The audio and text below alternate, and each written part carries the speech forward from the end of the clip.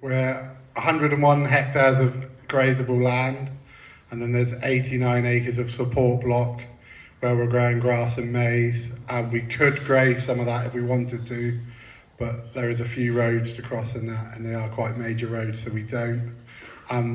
We will calve we'll calve 265 cows this year. And we've got 79 R2s and 75 heifers on the ground today. We're doing just under 6,000 litres last year. We're aiming to do about 6.5. Probably the floods and we didn't make enough silage last year affected that. And it's about 4.7 and 3.6 butter, fat and protein.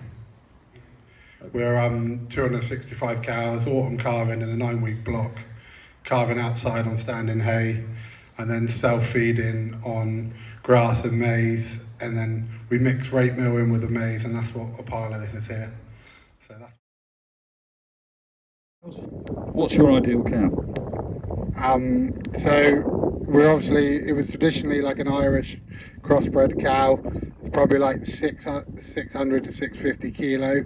In the last like 3 or 4 years, we've gone away from the Irish because they were getting really leggy and quite big still. Have gone to all LIC, and we're looking to breed more of like a 550, 575 kilo sort of animal. Trying to do the same in like milk solids as well.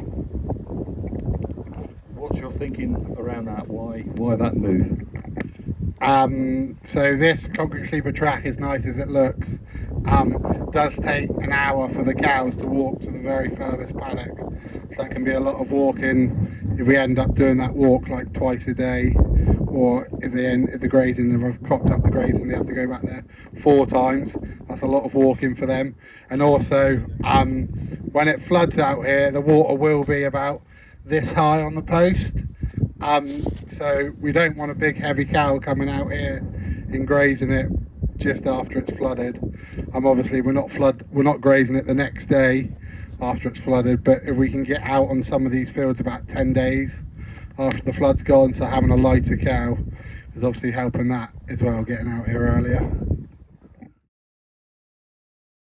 So we're picking 3 Frisian bulls, which are all F16s, and then 1 crossbred bull, which would be like an F10 J6.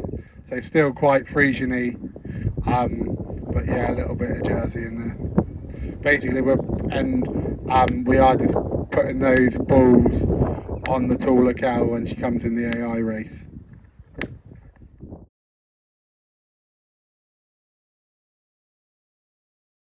So what's the optimum number of milking cows? I think like 260, 270 is where we are. The first year I was here, we milked 320 cows at peak. It was tight in the sheds. It was great in April and May when we had loads of grass, and then we had a drought, and it was not so great then. And the trouble is, it's all right carrying that heavy, more stock numbers when we have got the grass, but when it's drought or then there's a flood, it becomes a lot more hassle feeding them as well, because we can only self-feed them. It does become a bit of an issue. We're 12% empty after 9 weeks. All AI, no bulls.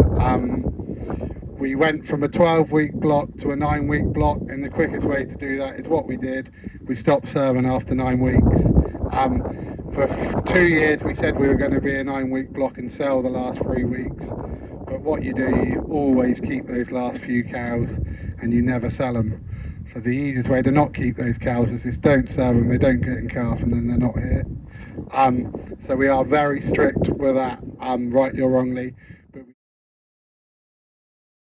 This year we are going to basically transition them on that grass onto the fodder beet, and we will start serving heifers while they're on the fodder beet. So with the heifers, they're all served, well, they're not served outside, they are brought into the shed to be served, but we are out wintering them at the time. We start 5 days before we start the cows. We serve naturally for 5 days, then after day 5, anything that hasn't had a heat, we would estrumate and then serve for another 4 days, and then we've got some like home-reared Hereford and dairy bulls that we chuck in with those heifers, and then they're left out on the outwintering then. I think it's like just over 3,000 litres from forage. Yeah, everyone wants to do more, definitely. And I guess we just end up, and I don't want to use the floods as an excuse, but I think we just probably end up keeping cows in a bit longer sometimes in like February and March than we'd like, and feeding them cake, because we can't get out. We physically cannot get on this ground and graze it, and we've probably grazed 3/4 of the gravel ground, and because it's early on in the season, it hasn't fully kicked off, started growing yet, so we're just a bit tight.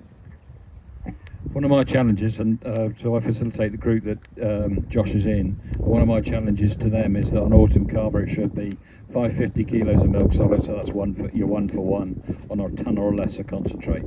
That really drives forage quality. On self-feed, I'm a bit more relaxed, that's called 1.1 to 1.2. So Josh is not far off there, and if the floods behaved himself, I'm damn sure he'll be there. Yeah, so the self-feed, when they converted from the original herd to the new herd, basically they ripped out the feed passage and put some cubicles there, but all the silage bits were already here. So we're working out at about 6 inches a cow, which is quite tight for self-feed, so we are having to grab a little bit down now and again and put it in ring feeders for them, but they have access to basically 2 grass pits and 2 maize pits all at once. We are self-feed training the heifers, so they would come in like the middle of May, and we basically train them to lie in the cubicles and self-feed. That is like really important to us, that we self-feed train those heifers to eat over the top of the electric wire, because otherwise all they end up doing is eating all the scraps that the cows have knocked down, and then obviously that's going to halve a milk yield on them and them getting back in calf. There are definitely some cows that are fat and they live 100% off of maize. Like, there's no two ways about it. Like, but you can't odds that. Like, that's up to them what they want to eat. The heifers would probably eat a bit more maize than the grass. We're about 60-40. We'd probably actually be about 70-30 this year, in favour of maize. I think the heifers eat a bit more maize because it's easier to pull out of the self-feed clamp. Like, it just crumbles away, whereas the grass silage does take a bit more pulling out. But yeah, definitely training them. We would like to feed more grass silage and probably a little bit less maize, but it's just trying to find the land to grow that good quality grass silage.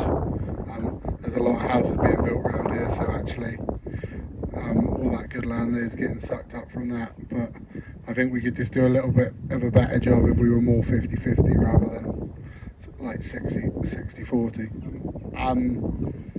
We've done like some fancy stuff with resistors on the electric fence. We have a dedicated fence for the self-feed wires, and there's resistors on there bringing the voltage right back down, and a lot of work around like how close the wire is to the self-feed. About this high. I don't know the exact measurement off the top of my head, but it's about that high, and about from your fingertips to your elbow, that's how far the wire is away from the silage basically. So we start calving the 15th of August, so we get drying cows off like from about the last week of June through to July. We would try and fully go dry, but it's classic. You dry some cows off, you get to the last few, and then some start calving, so we never managed to go fully dry, but we'd probably end up milking about 40 cows. There's a big, like, 20-acre field. That'd be shut up for standing hay from about the start of June. Then we'd have a mob of, like, 200 odd cows, 250 out there with heifers on standing hay. And then 2.5 weeks before they're due to calve, they go into, like, the calving paddocks, and that's on standing hay, but also with some haylage in, like a round feeder. And they're in there up until the point of calving, and they're on 2 kilos of 28% dry cow rolls as well. and mag flakes in the water trough. After milking in the morning, we basically go out there with a truck and trailer, load the calves in the trailer, bring the cows back. They go into the red group, and then they're milked in the afternoon. And then if they're all Brazil only, they can go back in the tank the next day. And then I think we dried 25 cows off with antibiotics this year. And then we basically go from the fresh group into the milking herd. And then are we using sex semen? Up until last year, we hadn't used any sex semen. It had all been conventional, and we just basically had bought enough dairy straws, and we started serving, say, on the 10th of November, and we served for 3 weeks, and then once the 3 weeks was up, we didn't serve any more dairy. Last year, we dabbled with sex. We served all the maiden heifers with sex, and we served about 80 cows with sex. The heifers did really well. The cows, probably we did like about a 50% conception rate on sex, and only serving once a day. So I guess we probably could up the conception rate if we were serving twice a day. But as you can see, I like to keep things simple, and serving twice a day is another job. So we probably will stay once a day. Still, would we still use sex on the cows? I think we probably just need to be even stricter on the cows we serve in the morning with the sex semen.